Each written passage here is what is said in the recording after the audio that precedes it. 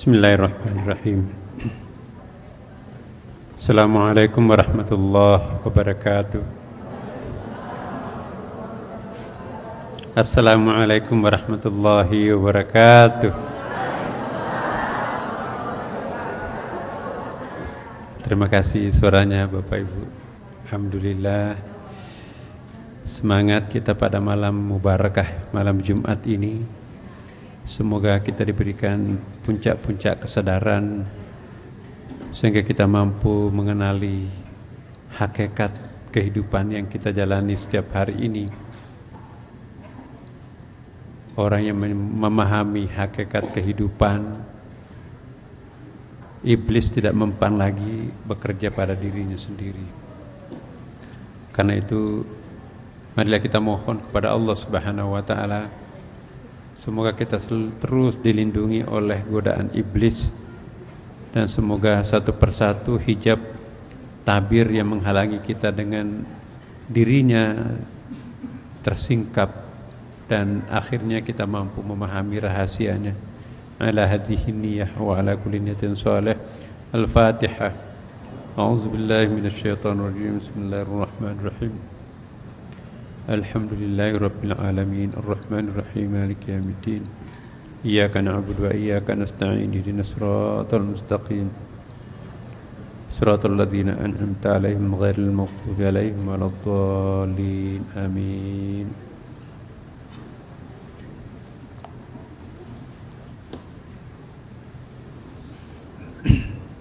Ibu bapak sekalian, di dalam kelanjutan materi kita hari ini, ya, pada pertemuan yang lalu kita sudah pernah masuk ke wilayah tahmid, memuji Allah Subhanahu wa Ta'ala. Nanti juga ada tawakal, sabar, tumaknina, khusyuk dan lain-lain. Ada 20 lebih makam-makam spiritual atau kotak-kotak spiritual yang bekerja dalam diri kita. Mudah-mudahan fakultas psikologis spiritual di dalam batin kita, di dalam jiwa kita itu mampu kita memberdayakannya, Bapak Ibu. Hari ini, malam ini kita akan fokus kepada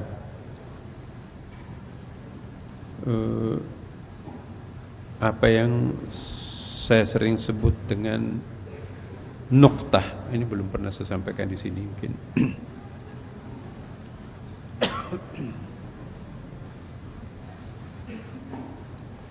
Nuqtah itu artinya titik. Ketika kita dulu membahas tentang Bismillahirrahmanirrahim, panjang lebar kita membahas apa arti titik di bawah bah. Masih ingatkan ibu bapak yang aktif ya? Apa artinya itu? Sampai disebutkan di situ ada rahasia besar yang Allah simpan di dalam titik itu, sehingga dilukiskan bahwa titik di bawah bah itu ada kalangan tasawuf sufi yang mengatakan justru itu adalah tulisannya pena, al-qalam yang disebutkan dalam Al-Quran, nun wal qalam wa ma yasturun, demi pena dan apa yang dituliskannya. Nun di dalam kitab tafsir Isyari disebutkan nun itu dawak ya, kayak botol itu ya, baskom kecil tempat tinta. Wal qalami, demi pena, kalam, pulpen. Wa ma yasturun, dan apa yang dituliskannya. Jadi semacam lembaran diuraikan dalam ayat, penjelasan ayat itu. Pena yang Allah ciptakan itu, wal qalami, demi pena, tulisan pertamanya itu adalah sebuah titik. Satu titik saja ditulis oleh sang pena itu, maka titik di bawah bah itu diilustrasikan sedemikian rupa seolah-olah itulah yang menjadi asal usul segala sesuatu. Titik itu seperti sebuah pemadatan yang amat padat, semakin padat dan sedemikian kuat dan beratnya bobot yang ditampung dalam titik itu sehingga meledak. Big Bang, dentuman awal ledakan pertama, maka partikel-partikelnya itu nanti yang berkembang, yang dihubungkan dengan ayat wa inna lamusi'un, dan kami pula yang mengembangkannya. Jadi pecahan-pecahan titik itu nanti menjadilah sebuah partikel. Partikel itu lama-kelamaan menjadi besar dalam proses waktu yang cukup lama, jadilah planet. Planet itu pun juga makin membesar dan terus membesar. Bumi ini pun juga tadinya kecil menjadi besar. Wa inna lamusi'un. Matahari pun juga sama.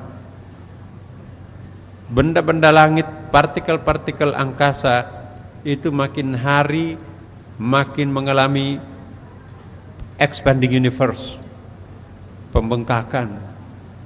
Lama kelamaan kalau seperti balon yang ditiup mengembang, pasti pada akhirnya juga akan meledak. Kiamatlah sudah. Jadi satu kali dentuman awalnya terlalu memadat sehingga pecah, dan dentuman keduanya terlalu membesar, akhirnya pun juga meledak. 2 kali ledakan. Itu dihubungkan lagi bahwa sangkakala yang suaranya seperti menggelegar itu, ya, setiap orang punya hak untuk menafsirkan beberapa ayat, termasuk seperti tadi ada penafsiran seperti itu. Benar salahnya Allahu a'lam. Akan tetapi Bapak Ibu sekalian, saya ingin antarkan apa yang saya maksudkan dengan nuktah. Mari kita menguji pandangan kita, pandangan batin kita. Ayat yang pernah saya juga kemukakan di sini. Bismillahirrahmanirrahim. Laqad kunta fi ghaflatin min hadza fakashafna anka ghita'ak fabasarukal yawma hadid. Sesungguhnya kamu berada dalam keadaan ghaflah. Ghaflah itu tidak sadar. Apa ya ghaflah itu? Ghaflah itu bukan lalai sebetulnya bahasa Indonesianya itu. Ghaflah itu begini. Dalam sebuah pesta Bapak Ibu, saking banyaknya orang, kita lihat scan kayak scanner tuh, lihat wajahnya semua hadirin, tapi kita nggak ngeh apa tuh, oh ternyata dia juga hadir pada malam itu, saya nggak perhatikan. Nah begitu kita fokus kepada sebuah titik itu, Bapak datang, maaf Pak saya tidak perhatikan tadi, itu yang disebut dengan ghaflah. Kita nggak sadar kalau ternyata dia. Dari tadi kita melihat tuh, tapi penglihatan kita itu tidak fokus. Itu namanya ghaflah. Dia nggak sadar. Apa yang kita lihat ini sesungguhnya, kita juga nggak sadar. Disangkanya kita melihat pohon itu pohon, ternyata pohon itu bukan pohon ansih. Kita melihat langit setiap hari, kita melihatnya langit, bintang, bulan. Kita melihat gunung, sungai, daun. Kita melihat orang, siapapun yang kita lihat, tapi kita melihatnya dalam pandangan al-ghaflah. Al-ghaflah, kita nggak sadar secara hakikat siapa sebetulnya yang kita lihat itu. Pernah ada ayatnya kan, saya bacakan, fa aina ma tuwallu fathamma wajhullah. Kalian kemanapun menghadapkan mukanya, pasti engkau menjumpai wajah Tuhan. Sadar nggak kita bahwa melihat gelas ini kita melihat wajah Tuhan, melihat pohon itu kita melihat wajah Tuhan? Kalau enggak berarti kita masih termasuk ghaflah. Nah, orang yang sudah punya kepekaan spiritual, kepekaan batin, dia sudah mampu melihat apa yang dibalik yang nyata itu. Yang nyata ini bahasa tasawufnya disebut dengan arad, accident. Tapi yang dibalik yang nyata itu ada yang disebut dengan jauhar. Arad ini banyak macamnya. Akan tetapi jauhar itu, sang hakikat itu sendiri tidak sebanyak arad itu sendiri. Nah, saya ingin meminjam satu contoh, tapi ini walaupun tidak terlalu tepat. Maaf. Sekali lagi ini hanya contoh. Ada satu baskom, adonan tuh, kayak permainan anak-anak TK itu. Ada tepung dikasih air, jadilah sebuah adonan. Anak coba 10 orang di kelas ini masing-masing bikin benda miniatur, sebuah benda yang tidak boleh sama satu sama lain. Anak TK itu ada yang bikin Monas, ada yang bikin Istiqlal, ada yang bikin kambing, ya, ada yang bikin rumahnya, ada yang bikin mobil, ada yang bikin ayam, ya, ada yang bikin ular dari adonan yang sama. Ya, kita itu ilustrasinya 10 anak itu menciptakan benda yang berbeda. Apa itu? Oh, ini Monas. Terpana kita bahwa itu Monas. Ini Istiqlal. Ini mobil. Ini kambing. Ini ular. Dan seterusnya. Selesai di situ. Sudah terkunci kita bahwa ini adalah Monas. Sudah terkunci pandangan kita, tidak ada lain maknanya ini selain mobil. Orang yang mengunci kesimpulan pandangannya hanya pada sebuah benda yang seperti tadi, maka itu bisa disebut dengan ghaflah. Berapa yang dilihat itu? 10 macam kan? Tapi orang yang melihat secara hakikat, berapa yang dilihat itu? 1. Nah, filsafat, ilmu kalam, teologi, mohon maaf, fikih, seringkali terlena bahwa yang dia lihat itu adalah 10. Kalau kita tanya berapa wujud yang Anda lihat, berapa wujud ciptaan Tuhan, banyak sekali tak terhitung. Ya. Tetapi kalau kita tanya para sufi, berapa wujud yang Anda lihat? 1. Saling menyalahkan satu sama lain. Kelompok filsafat menyalahkan tasawuf. Bagaimana mungkin mengingkari kenyataan yang aku lihat di sini ada matahari, ada bulan, ada bintang, ada gunung, ada sungai, ada macam-macam. Kenapa Anda mengatakan banyak? Apa mengatakan 1? Di sini kan 10 di atas meja ini, ada Monas, ada ayam, ada kambing, ya, ada ular, ada Istiqlal. Bertengkar. Berapa wujud? Dia katakan banyak. Tasawuf mengatakan cuma 1. Semuanya benar. Yang mengatakan banyak, dia melihat arad, accidentnya.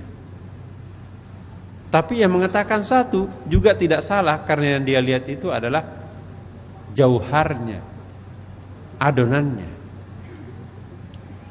Kalian yang lihat itu 10 macam benda itu benda-benda itu juga. Dia yang tampil dalam bentuk Monas, dia yang tampil dalam bentuk mobil, dia yang tampil dalam bentuk ayam, dia yang tampil dalam bentuk ular. Jadi yang banyak ini hanya itu juga. Itu yang seperti itu disebut dengan orang yang sudah mampu melihat jauhar. Ketika orang sudah sampai ke atas, jari-jari tangan ini tidak lagi banyak, hanya satu di atas ini. Nah, kalau kita terkurung di bawah tempurung bumi, tidak pernah naik ke langit di atas, maka kita tidak mungkin bisa melihat wujud yang maha esa. Yang kita lihat banyak sekuler kita kalau kita nggak pernah naik ke langit. Yang kita lihat itu banyak nih. Tapi begitu kita naik ke atas, berapa yang kita lihat? Banyak atau satu? Sapu lidi. Orang yang di bumi melihatnya banyak. Tapi orang yang di langit melihat pegangannya banyak atau satu? Satu. Di atas satu, di bawah banyak. Yang banyak itu adalah furqaniyah.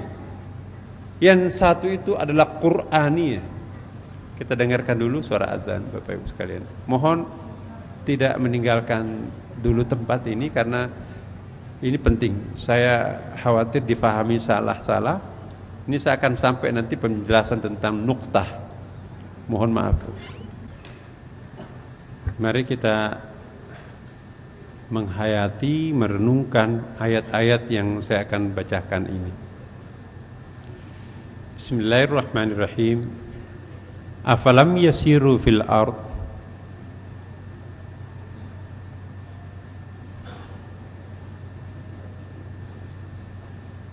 yang kuning Bapak Ibu. Afalam yasiru fil ardi fatakuna lahum qulubun yaqiluna biha aw adhanu yasma'una biha fa innaha la ta'mal absaru walakin ta'mal qulub allati fis sudur. Ya. Maka apakah mereka tidak berjalan di muka bumi ini memperhatikan isinya bumi ini? Lalu mereka mempunyai hati yang dengan itu mereka dapat memahami, mata hati maksudnya, atau mempunyai telinga yang dengan itu mereka dapat mendengar, telinga batin maksudnya. Fa innaha la ta'mal absar, karena sesungguhnya bukanlah mata itu yang buta, tetapi yang buta ialah mata hati yang ada di dalam dadanya. Orang yang tidak mampu menggunakan mata batinnya, itu yang disebut dengan al-ghafil. Dia melihat, semua dia lihat, tapi seperti tadi tamu itu, dia lihat semuanya, tapi dia nggak ngeh.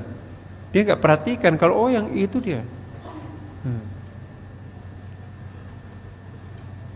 Kita melihat siapa ini, tapi kita hanya berhenti pada benda itu sendiri. Kita hanya melihat bentuknya benda ini, tapi kita tidak melihat unsur-unsur yang membentuk benda itu. Jadi berapa banyak pertanyaannya sederhananya begini Bapak. Apakah wujud ini banyak atau satu?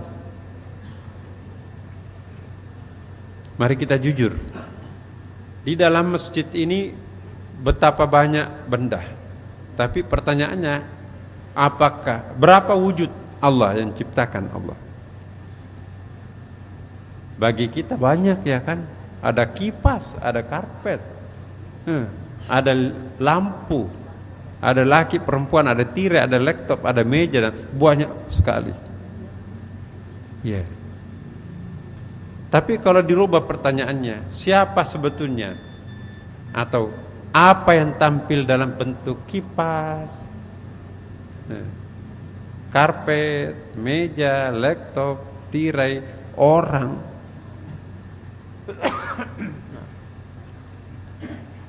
Kalau kita pertanyaan sampai ke situ, banyak atau satu?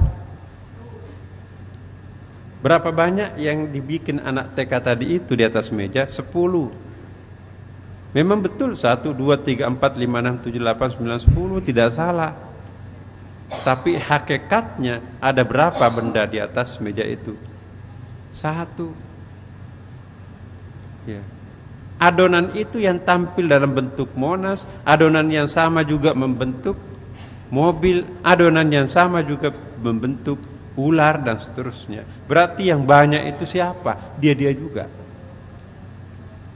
Nah, inilah yang disebut dalam Ada yang disebut arad.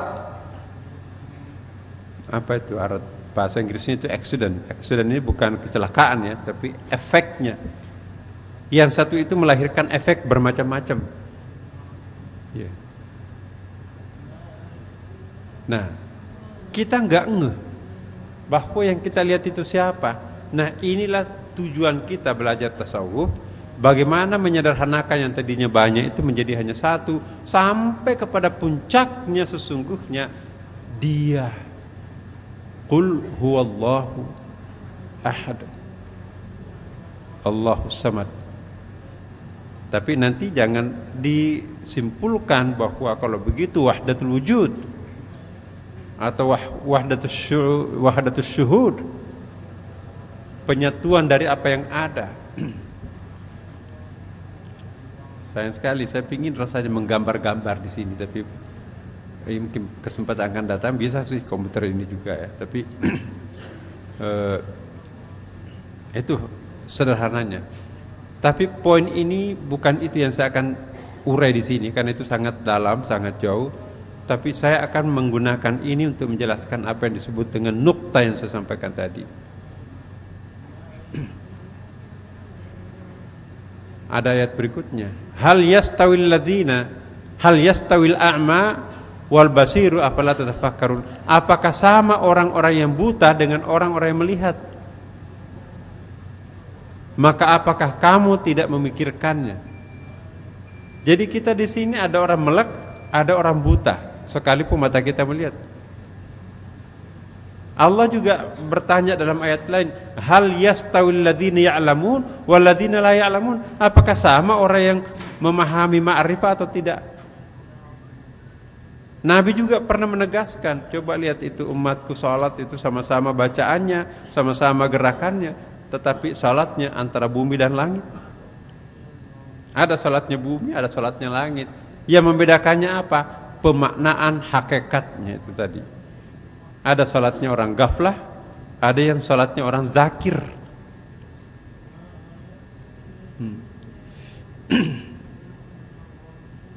Sekarang apa yang saya maksudkan dengan nukta? Nukta ini rupanya juga dipinjam oleh engineering. Engineering itu insinyur itu ya, mungkin ada teman-teman dari arsitek di sini.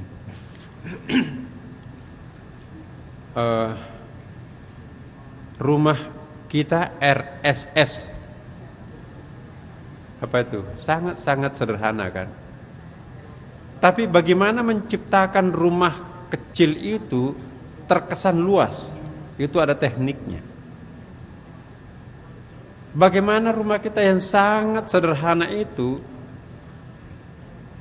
tapi kita harus menciptakan sebuah nukta di mana orang melupakan joroknya rumah kita, tapi dia terkesan dengan indahnya sebuah titik. Nuktah itu adalah suatu faktor pengecoh orang melupakan kecilnya rumah itu. Kenapa? Karena kita digiring kepada sebuah nukta, digiring pada sebuah titik. Ya. Dia bikin jendela, kan lantai RSS tapi dikembangkan menjadi 2. Ya. Di jendela itu persis menghadap ke sungai di bawahnya, ya. Di sebelahnya ada gunung. Ya. Ketika kita melihat gunung di Serambi mencolok keluar itu, kita melihat langit, bintang-bintang di situ. Kita lupa kalau rumah ini adalah RSS. Nah, termasuk juga Serambinya itu kecil-kecil juga. Kenapa? Memang badang main house-nya itu juga kecil ya kan? Hanya dipakai berdiri aja 1-2 orang di situ. Tapi begitu kita berdiri di Serambi itu, kita terpanah pandangan kita kepada kemana-mana. Nah, itu terekam dalam memori kita. Begitu kita tinggalkan RSS ini, kita akan terngiang-ngiang di benak kita. Bagus ya rumahnya. Small is beautiful ya jadi. Jadi kepintaran arsitektur itu menciptakan sebuah gambar rumah itu RSS tapi tidak terkesan sesuatu yang ditolak, tidak tercipta suatu kesan sesuatu saya nggak mau seperti ini, tidak tercipta suatu keadaan psikologis ini sumpek, tidak tercipta bahwa dalam rumah ini adalah sesuatu yang pantas murah. Tapi yang justru sebaliknya, dengan adanya nuktah tadi itu, lekuk-lekuk tertentu dari rumah itu yang menampilkan keunikan, uniqueness-nya itu muncul di situ, maka pada saat itu persepsi kita itu berubah. Rumah ini cantik. Begitu kata cantik melekat pada rumah itu, maka hilang kecilnya rumah itu. Bukan begitu Bapak Ibu? Jadi suasana batin itu bisa dikecoh Bapak Ibu.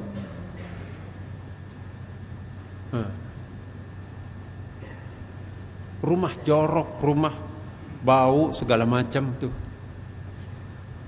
Tapi kalau kita mampu mencuri perhatian orang dengan menampilkan satu nukta dalam rumah jorok kita itu, pinggir got dan seterusnya, ya, kita menengok ke sebelah sampah dan sampah, tutup hidung malah, ya. Tetapi pewarnaan tembok itu yang menyerupakan sesuatu, ada keasrian di situ.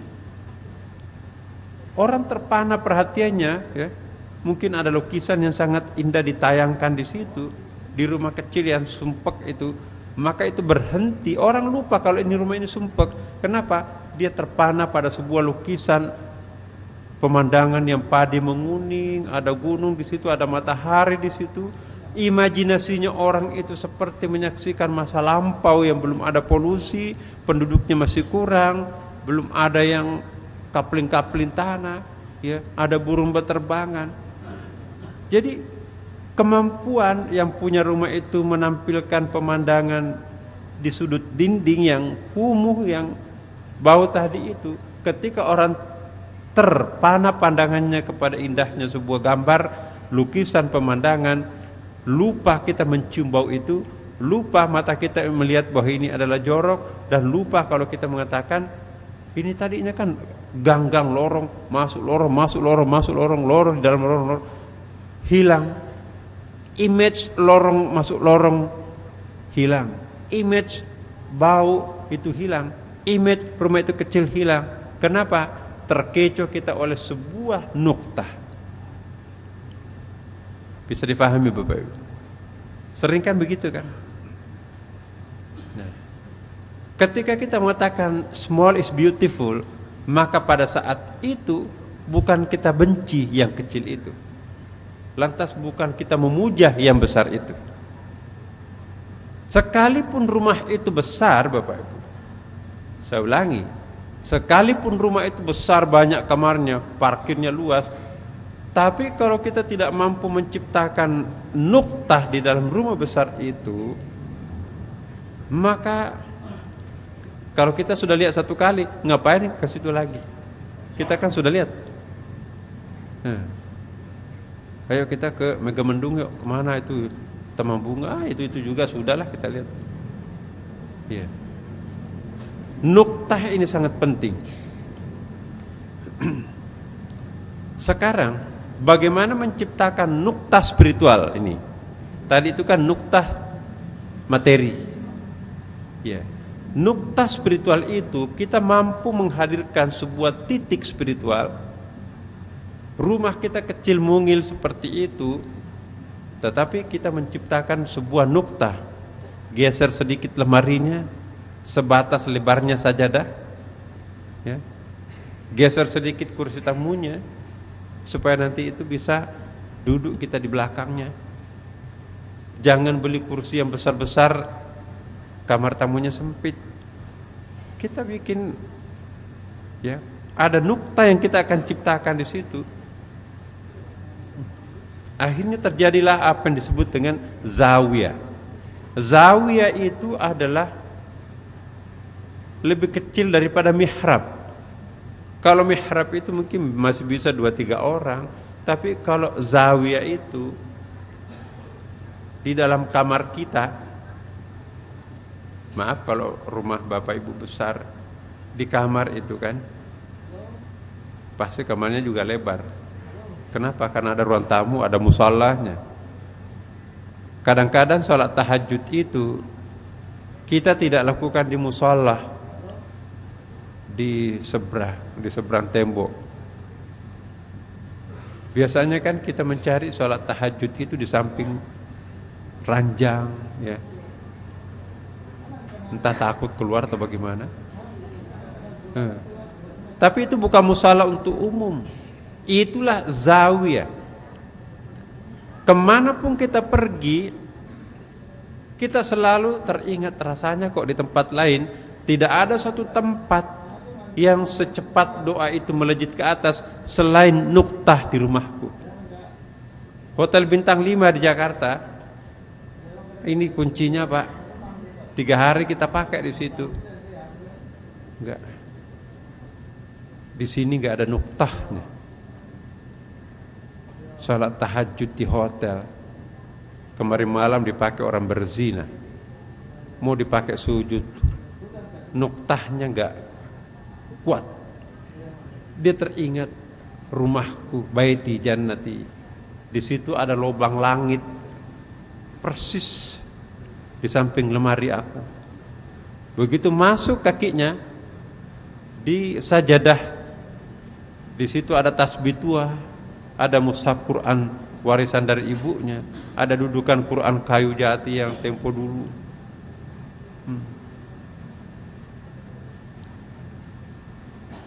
Allahu Akbar.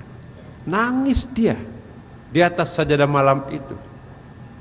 Subhanallah.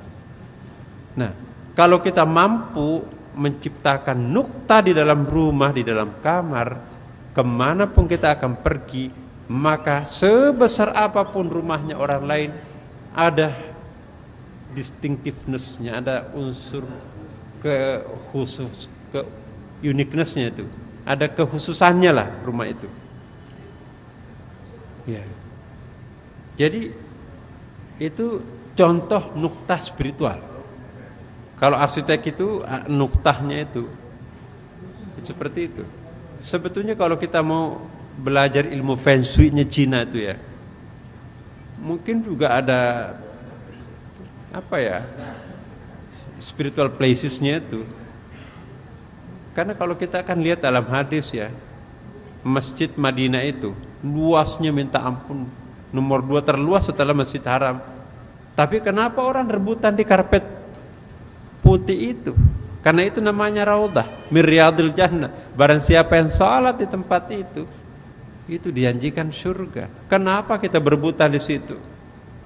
Ruku sujudnya itu setengah-setengah karena sujud di punggungnya orang. Kenapa orang berlomba-lomba masuk di Hijr Ismail, lingkaran setengah lingkaran di Ka'bah itu? Bukankah halaman Ka'bah amat luas? Kenapa orang rebutan di situ? Semua tempat diciptakan Allah, tapi ada tempat yang paling istimewa di mata Allah. Maka itu tempat mustajabah. Kenapa mustajabah? Karena itu ada nuktah di situ.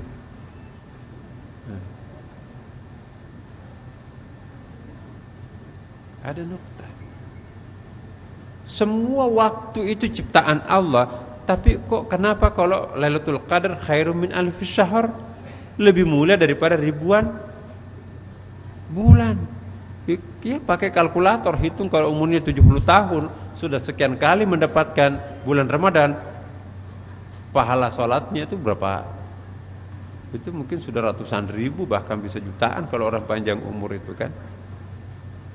Nah, jadi tidak semua waktu dan tempat itu sama di mata Allah, sama di mata Nabi. Salat di masjid berjamaah 27 kali lebih besar pahalanya ketimbang kita salat di rumah. Kenapa seperti itu? Jangan ditanyakan, itu ketentuan dari Allah. Tentu Allah Maha tahu. Nuktah. Jadi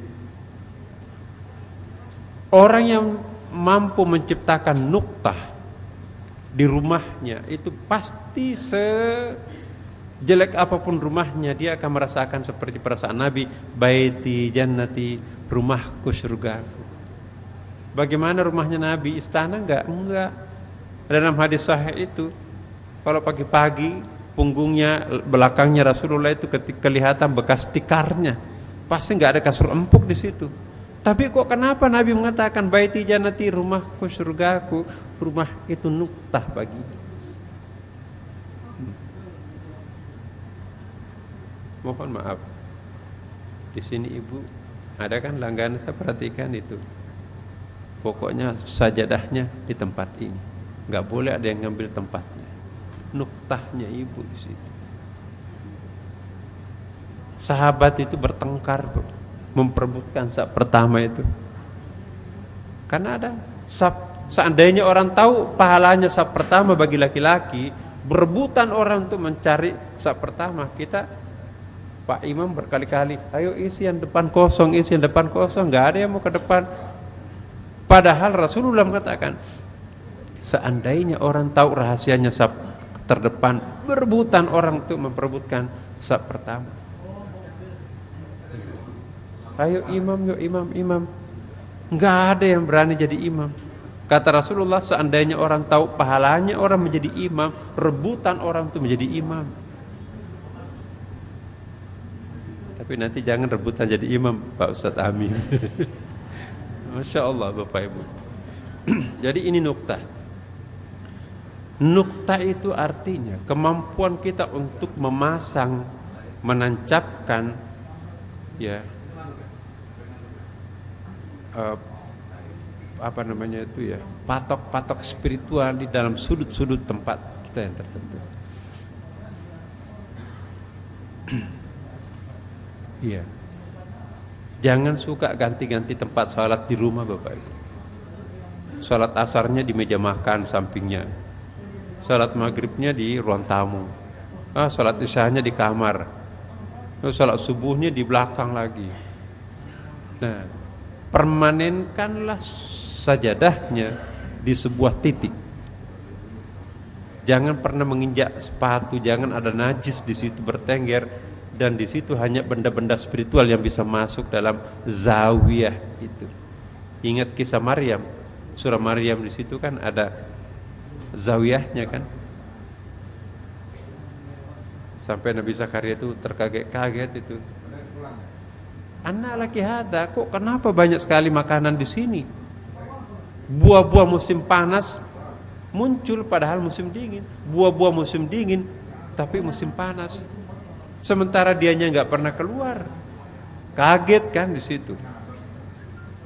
Akhirnya Nabi Zakaria bertanya, "Anna laki haza? Dari mana ini kamu dapat? Nggak ada di pasar, nggak ada di mana-mana." "Hadza min fadli Rabbi." Ini dari Allah. Ini dua penafsiran di sini Bapak Ibu. Penafsiran mu'tabarah, fikih. Itu mukjizat. Persoalannya kalau itu mukjizat, kan perempuan. Ulama fikih itu tidak boleh ada perempuan punya mukjizat. Yang bisa punya mukjizat hanya laki-laki, yaitu para nabi. Sementara nabi tidak ada laki-laki, semuanya tidak ada perempuan, semuanya laki-laki kan. Tapi ulama tasawuf tidak menafikan adanya perempuan nabi. Coba kita lihat bahkan dalam tafsir Al-Qurtubi, tafsirnya Al-Manar, ya, itu ada An-Nabiyah, wacana tentang adanya nabi perempuan dalam kitab-kitab tafsir banyak loh Bapak Ibu. Cuma kita kan suka membaca kesimpulan aja, nggak ada nabi perempuan, yang ada hanya nabi laki-laki kan. Kalau kita lihat kitab-kitab kuningnya banyak. Ada satu kitab Nubuwatul Mar'ah, bab tentang pembahasan tentang kenabian perempuan. Ada lagi satu buku Nubuwatul Bahaim, kenabian binatang. Bagi kita yang hanya baca terjemahan, mohon maaf, itu kita nggak pernah baca tuh. Ya. Di dalam tulisan-tulisan saya di media Bapak Ibu, misalnya di Republika atau di Rakyat Merdeka, media Indonesia, itu orang katanya ya nggak tahu suka baca karena selalu ada yang lain. Sebetulnya nggak ada yang baru di situ. Kitab-kitab kuning 1000 tahun yang lalu sudah mengungkapkannya itu. Cuman terselip di dalam sudut-sudut kitab-kitab kuning. Bahasa Arabnya pun juga susah. Pernah nggak Ibu mendengarkan suatu penjelasan, ada ustadz kita ceramah tentang nabi binatang? Dalam kitab kuning ada itu, Nubuwatul Bahaim, ada ayatnya diwacanakan itu. Wa auhayna ila nahl, kami wahyukan kepada lebah. Ulama-ulama kita tuh banyak tuh yang mengatakan bahwa binatang pun juga ada nabinya. Ayatnya lain, setiap likulli umamin nabiyyan. Setiap umat itu punya nabi. Binatang itu kan juga merupakan umamon. Umamon itu artinya community bahasa Inggrisnya kan. Community itu bukan hanya manusia, tapi community binatang. Masyarakat lebah, pimpinannya ada, ratu lebah ya kan. Masyarakat semut, ada ayatnya itu kan. Idz qalatin namlatu, maka bersabdalah ratu lebah itu. Itu dianggap itu nabinya semut. Udkhulu, masuklah kalian ke dalam sarangnya, sebentar lagi pasukannya Nabi Sulaiman akan lewat. Binatang punya nabi menurut sebagian ulama. Dan itu ada cantolannya dalam Al-Qur'an. Wa auhayna ilan nahl, kami wahyukan kepada lebah. Padahal kita katakan wahyu itu hanya untuk nabi kan, ilham untuk wali, ulama, taklim untuk orang seperti kita. Nah, apakah lebah itu nabi? Nah, ada ulama yang mengatakan setiap satu jenis atau spesies binatang itu lahum nabiy, ada nabinya. Kan mereka kan juga umat. Likulli umamun nabi. Setiap satu community itu ada nabinya. Nah, Bapak Ibu sekalian, kembali ke nukta tadi. Mungkin nggak bisa habis nih. Minggu depan kita lanjutkan. Tapi begini, saya simpulkan sementara ya. Nuktah itu, pintar-pintarlah kita menciptakan sebuah nuktah. Nuktah itu bisa positif, bisa negatif Bapak Ibu. Tapi semua tergantung apa yang kita inginkan. Inilah orang cerdas nih. Maka itu ayat tadi yang ini ya, coba kita lihat. Hal yastawil ama wal basir afala tatafakkarun. Nah, apakah sama orang-orang buta dengan orang-orang yang melihat? Maka apakah kamu tidak memikirkan? Harus kita pikirkan. Contohnya, mohon maaf, kita jatuh cinta terhadap seorang perempuan yang sangat cantik. Waduh, luar biasa. Ya, bisa kita nggak bisa makan, nggak bisa gairah kerja. Ya. Tapi orang yang cerdas itu, dia akan memasang nuktah pada orang yang membuatnya tergila-gila itu. Aku tidak boleh menjadi orang gila. Kenapa harus aku tergila-gila dengan perempuan itu? Dia coba, memang dia cantik, ya, memang dia ideal badannya, kaya, cerdas lagi. Tapi satu kelemahannya, judes, masya Allah, makan hati. Ya. Dia mencoba untuk mendekonsentrasikan cintanya yang menyedot energinya itu dengan menancapkan nukta pada orang yang membuatnya tergila-gila. Ini nanti bisa membuat aku jauh dengan Allah nih. Jangan-jangan dia iblis betina yang tampil dalam bentuk seperti itu menggoda aku. Aku mau pulang kepada istriku. Istriku memang sudah keriput, ompong, pakai kacamata, minus, beda kiri kanan lagi. Ya. Ubanan. Ya. Tapi dia pasang nukta positif pada istrinya. Ya. Dia tatap wajah istrinya yang sedang ngorok menganga itu. Mohon maaf keluar sesuatu dari bibirnya. Cairan.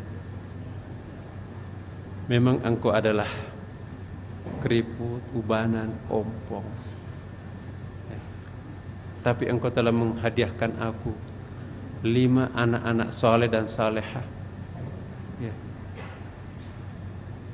Belum tentu kalau orang itu mau menghadiahkan aku anak seperti ini. 1 hafal Quran, 1 dokter, ya, 1 pokoknya semuanya persamaannya banyak, yaitu sama-sama penceramah. Ya. Tidak mungkin mereka itu bisa menjadi anak saleh dan salehah tanpa seorang ibu yang telaten. Maka dia menyimpulkan, wahai istriku, memang engkau seperti itu apa adanya, tetapi engkau adalah bidadari. Jadi semua keriputnya nggak muncul, ubanannya nggak muncul, ngorok tidurnya juga nggak muncul, dan sebagainya nggak muncul. Kenapa? Ditenggelamkan oleh nukta yang dipasang oleh yang bersangkutan kepada istrinya. Mah, ada apa sih? Nggak biasanya kamu manggil mesra kayak gitu. Kau adalah bidadariku. Ada maunya nih. Nggak, ini benar-benar. Dan sebaliknya orang yang di sana itu, yang tadi itu bidadari itu, kok tumben biasanya tergila-gila pada saya, minta ditransfer, transfer berapapun. Ini boro-boro, menjawab WA saja nggak mau. Ada apa sih? Kenapa? Karena dia berhasil memasang nukta pada orang itu. Dia memang segalanya oke, tetapi satu, dia judes dan tidak pernah tersentuh air wudhu mukanya. Belum kawin sudah ditunggangi, disemprot di depan umum. Apalagi kalau sudah menjadi istri. Akhirnya dia tidak tergila-gila lagi terhadap perempuan itu. Ini hanya satu contoh Bapak Ibu.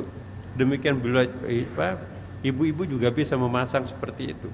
Jadi rahasia dalam kehidupan ini bagaimana menciptakan nukta, sebuah titik yang bisa mengecoh dan mengarahkan kita kepada Shiratal Mustaqim.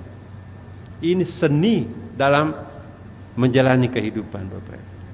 Panjang ulasannya ini, nanti kita lanjutkan, masih ada ayatnya, masih ada hadisnya. Mudah-mudahan Allah mempertemukan kita pada minggu akan datang. Dan mari kita mulai mencoba apa yang sebatas yang kita pahami Bapak Ibu. Semua orang tidak ada yang 100% negatif, tapi tidak ada juga orang yang 100% positif. Nukta itulah yang menciptakan kesempurnaan. Nukta itu pula lah yang bisa menyedot kita untuk tidak tersedot kepada iblis dan seterusnya. Jangan salah pasang nukta, itu bisa kebalikannya. Demikian Bapak Ibu, semoga Allah memberkati kita semuanya. Jangan lupa salat tahajud nanti malam. Al-Fatihah. Bismillahirrahmanirrahim. Bismillahirrahmanirrahim. Ar-Rahman-Rahim. Maliki yaumiddin. Iyyaka na'budu wa iyyaka nasta'in. Ihdinas siratal mustaqim. Siratal ladzina an'amta 'alaihim ghairil maghdubi 'alaihim waladdallin. Assalamualaikum warahmatullahi wabarakatuh.